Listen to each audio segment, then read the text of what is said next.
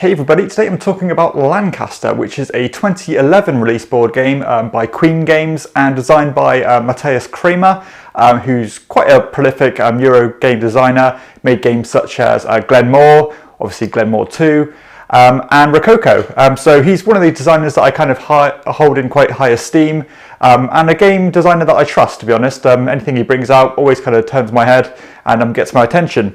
This one is a 2 to 5 player game, takes about an hour and a half to play, maybe a bit more if you add in some of the expansions, and it's kind of on that medium weight level, so not overly complex, but it does have quite a bit going on, again, especially if you add in the extra kind of expansion modules. The main mechanisms are worker placement, area control, and you've also got a bit of set collection in there as well. The idea of the game is that we have this kind of fleet of knights, and you're using those knights as your workers to deploy on different kind of counties around England. And when you go to these counties, you can do a lot of different things, such as upgrade your knight's power. You can, get a new knight into your kind of into your team. You can get nobles, which these nobles kind of sit on your in your big kind of dinner table, and they give you not only set collection bonuses or points at the end of the game, but they also give you voting power in one of the future rounds, which is quite important.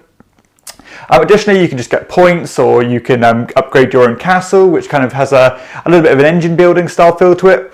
And on top of that, you can also choose to kind of commit your knights to different battles with France, which almost has this kind of area control style mechanism, and whoever kind of contributes the most to the fights gets more points than anybody else. So yeah, there's quite a bit going on, and the flow of the game is, I suppose it's pretty simple.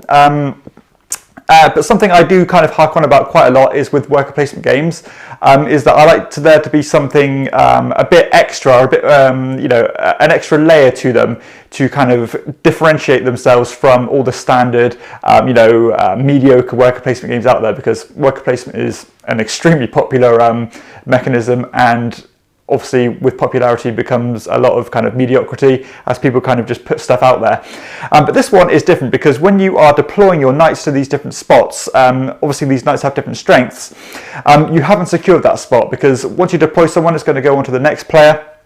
And if they want to, they can actually choose to kind of overpower you on that spot and kick you off it. So say I deployed a level 1 knight to there, and then my opponent deployed a level 2 knight, he would kick me off that spot and return my knight to me.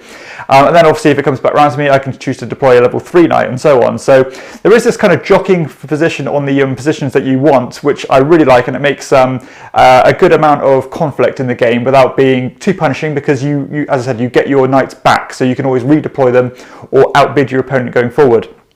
On top of that, you've also got this other resource in terms of squires, and these squires are basically a kind of a consumable resource where you are, well, when you use them, you can use them to kind of bolster the strength of your knights to kick someone else off. But then if your kind of position with the squires is also replaced, then all those squires are going to go back into the kind of the common pool. You're not going to get them back, so they are expendable. When you kind of deploy these things on the spot, you've got to weigh up whether you want the nobles, which is quite important, as I said, for scoring and other reasons, or you want the other bonus. And that kind of option of choosing one or the other is quite important, because the nobles are very scarce. Say, for example, in a 3-player game, there's only 2 nobles from each in each of the counties, so not everybody's going to have access to all of the nobles, which again adds a bit more tension and player interaction into the game. But you can also always pay 3 money in order to get both of the bonuses. So money is another very tight and extremely useful resource in the game.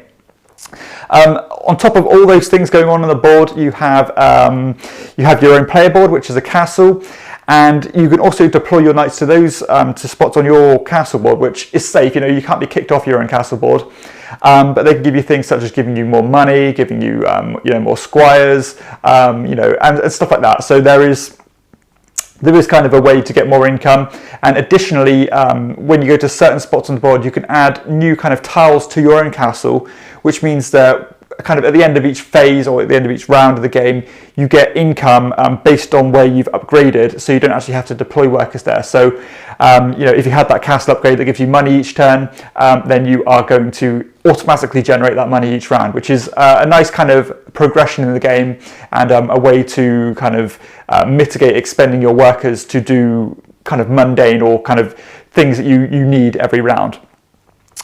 So after you've kind of deployed all your workers, the phases are quite interesting, because you don't actually, or the way the game plays is you don't actually get all the rewards instantly. As I said, obviously you have to make sure your knights are settled in there and not getting kicked out by other players. But once they're all in there, you go into kind of a voting phase, which is a really cool, very unique mechanism, and to be honest, one I haven't really seen in anything else. And this is where your nobles, or how many nobles you have, is very important, because for each noble you have, you're going to get a voting cube. And at the start of the game, you're also going to be given like a thumbs up token and a thumbs down token.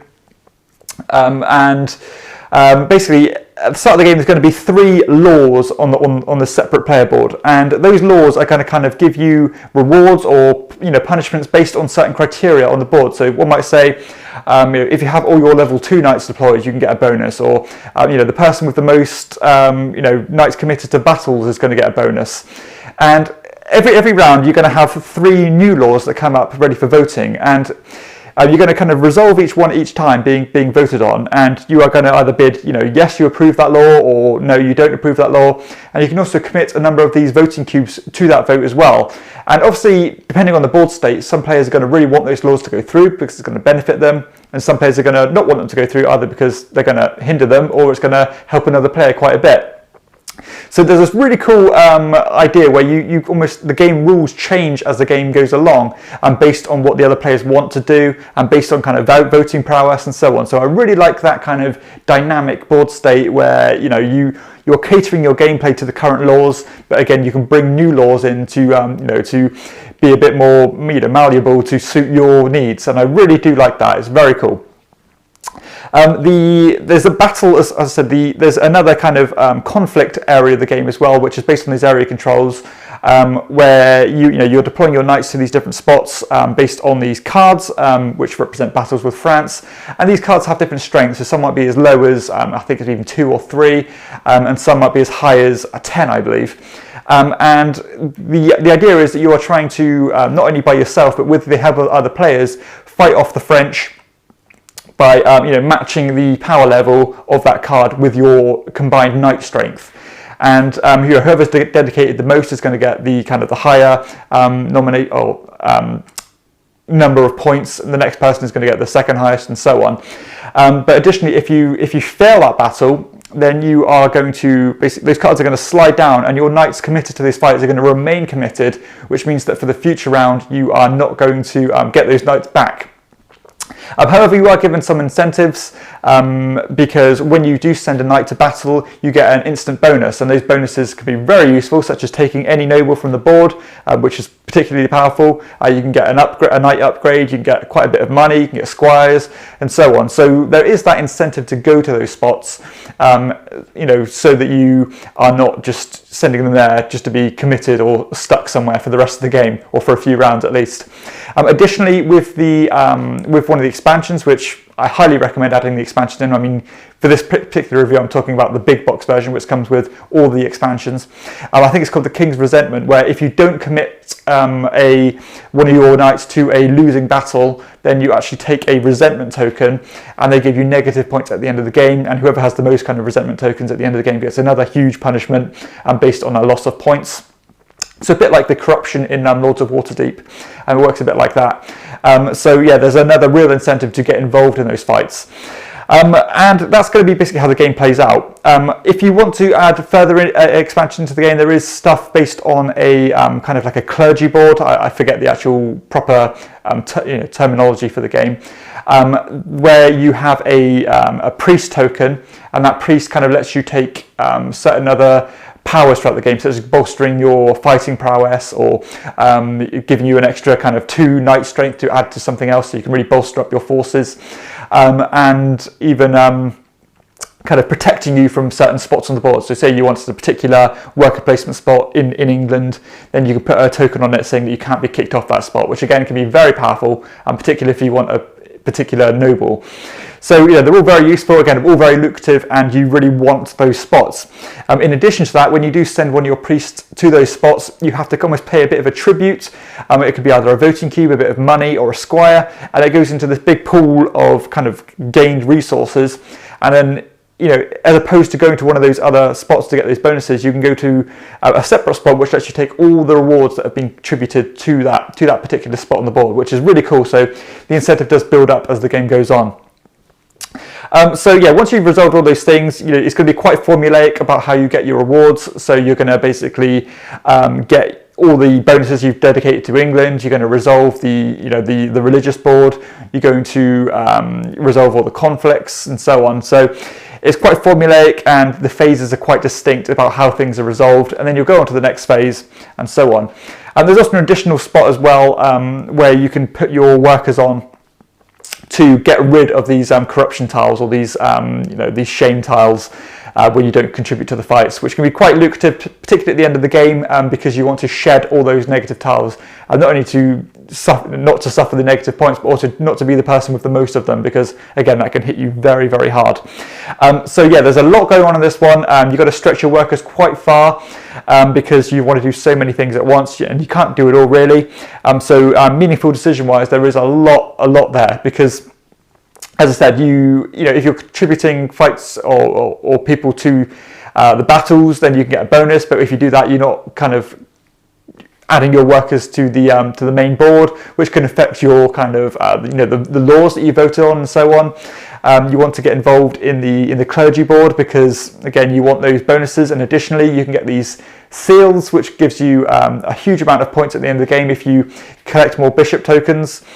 So I know there's a lot going on here, but this is with everything into the game. So I only really play this game with all the expansions involved, because that's the kind of way I like to play games. However, if you want to strip that back to just the kind of the conflicts and the England board with the obviously the law stuff still involved, then you can, without the whole corruption thing, without the whole bishops and priests side of the game. So that really is an additional tack-on thing if you want to really ramp up the complexity. So yeah, mechanically, it's very, very cool. I mean, in terms of the jockeying for position, but decision-wise as well, there is a lot to factor in, and every decision is very important because there is so much push and pull, and kind of a loss and gain variance to be weighed up at all times. Time investment-wise, I mean, the game takes probably about an hour and a half to 2 hours if you are including everything into the game. If it's just the base game alone, I'm sure you can get this down to about an hour, but I really do feel like all the other additional stuff is almost a necessity, particularly if you want to keep going back to the game. So I do like that. Uptime is a bit of a strange one, because the actual main focus, or the main kind of play phase of the game, flows by very quickly, because you are just smashing your workers down, you're knocking each other off, and so on. So it's very kind of very involved, very engaging during the actual play phase. But once you've done that part of the game, the whole scoring system and the whole housekeeping and stuff like that, going, as I said, very formulaic phases in order to resolve things, that does slow the game down quite a bit, to a bit of a halt, and it almost feels a little bit dated in terms of that side of the game, because I think a lot of these games now, or not more modern games, bear in mind this game is 9 years old at this point, tend to have a bit more of a free-flowing feel to it, rather than a kind of play, a load of housekeeping, play, a load of housekeeping. So this one does kind of feel a little bit dated, and I'm being very nitpicky in terms of that. So the resolvement, or the resolving of all the kind of action or the placements is a bit jarring. And obviously that applies to the kind of uptime feel of the game. Replayability wise, is again, I've had this game in my collection for quite a few years now, and I've played it I think 5 times at this point. And I think I'm just about at that point where I'm done with the game. And to be honest, I don't often play games as often or even up to 5 times. I mean, a lot of the times I just play them a couple of times because I don't really see much reason to go back to them because I feel like I've explored everything. So playing this game 5 times is all right for me. I mean, it's a pretty good standard of kind of replayability. However, I don't think I could get to that kind of 10, 15 play mark. But a part of that is my kind of own taste because I like to keep playing new things. However, I think if you are a player who really loves coming back to a game, this one is okay. I mean, there is a lot of different strategies you can go down and focus on. Do you really want to focus on conflicts? Do you really want to focus on the religion board? Do you want to focus on getting a whole really strong force of knights? But there isn't like a whole wide variety of kind of different engines you can build or different things you can try. And you're going to be basically seeing the same thing game in and game out. Interaction-wise is excellent in this game. I really love the almost area control based with the worker placement. That really jockeying for position for the spots that you really want. That is super cool. Also, the lore part of the game is awesome. A great kind of tension. Trying to get the laws you want in, trying to kick the laws you don't want out. I absolutely love that. So yeah, player interaction-wise is fantastic for a Euro game. Aesthetically as well, I think the game looks okay. I mean, it's not an ugly looking game. It almost has that kind of stuffy Euro feel to it, which does turn some players off, but I happen to quite like it. The graphic design is a bit primitive in terms of the cleanliness of it. It almost feels almost like pixelated. Like it's not crisp and clean and bright. However, component-wise are really cool. I mean, you have very chunky wooden pieces. And something that's particularly cool about the game is that the strength of each knight is based on how big it is. So the strength 1 knight is particularly quite a thin bit of wood. The strength 2 knight is double the size of that. The strength 4 knight is double the size of that. So you can physically see the strength of each knight being deployed, which is a really cool thing and a very tangible way of and a physical way of showing the strength of each piece. So I do love that side of the game, and it's really well done, to be honest. Theme-wise as well, I actually do really like the way the theme is used in this game. The idea of collecting all these lords, getting them into your kind of circle of influence, onto your huge banquet table, using their influence to push laws through that suit your needs is very cool and something quite unique to games or Euro games. And I haven't really seen it done this well before. Additionally, if you don't contribute to battles, you're giving or you're receiving resentment from the king, because you're not contributing to the kind of military aspect of things. I really do like that, and I think the use of theme is very well done.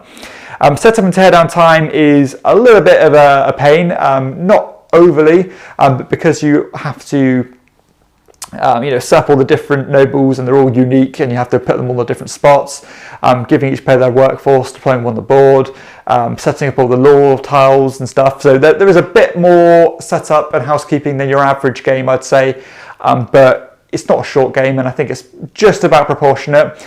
It's a slight obstacle in getting it to the table, but nothing too bad. Progression of the game is fantastic. I really do like the way that you start with a very small force of knights. I think it's just a level 1 and a level 2 knight. And as the game goes on, you're getting, not only are you upgrading them, you're bringing new knights in. You're getting rewarded by points at the end of the game by having the biggest force of knights. Additionally, as the game goes on, you're upgrading your castle, which again gets your engine building to get you more and more income each turn, and so on. So there really is a great sense of progression in the game, and by the 5th round of the game, you're doing a hell of a lot more than you are in the first round of the game, and I think that's really well done. Scalability-wise as well, I mean, this game has a horrible 2-player version of the game, and I'd never even consider playing it at 2-player. It really is a 3, 4, or 5-player game, and to be honest, I think 5 players might be a bit slow. I really think the sweet spot of this game is 3 or 4 players, and if that's your kind of game size or group size, then this is going to suit you.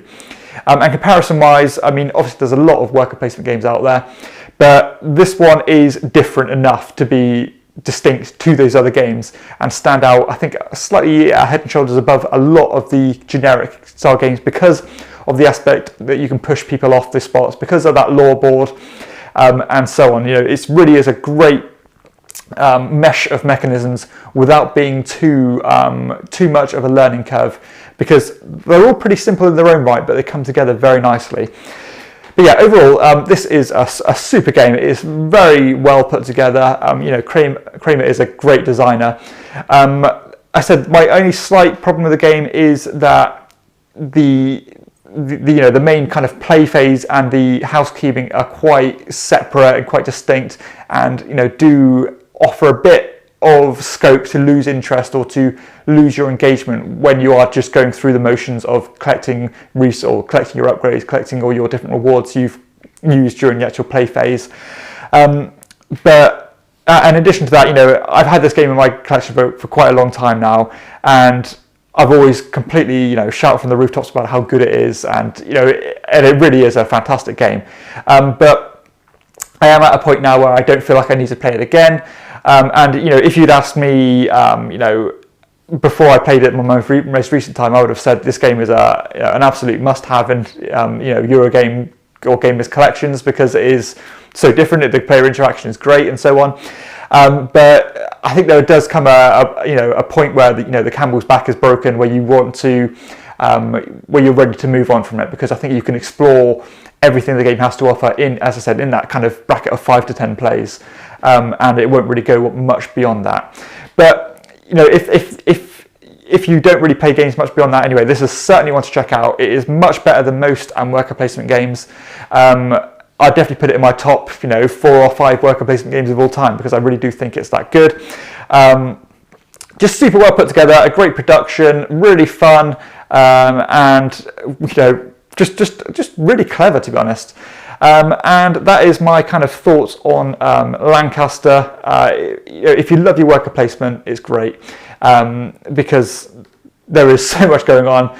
You can tailor the play to your kind of complexity or complex needs, because the additional modules do add a lot to the game, and can kind of differentiate your strategy as compared to just playing the core game alone. But yeah, that's Lancaster. I highly recommend giving it a go. It gets a seal of quality from me. And again, if you asked me a year ago, it would have got a seal of my elite seal.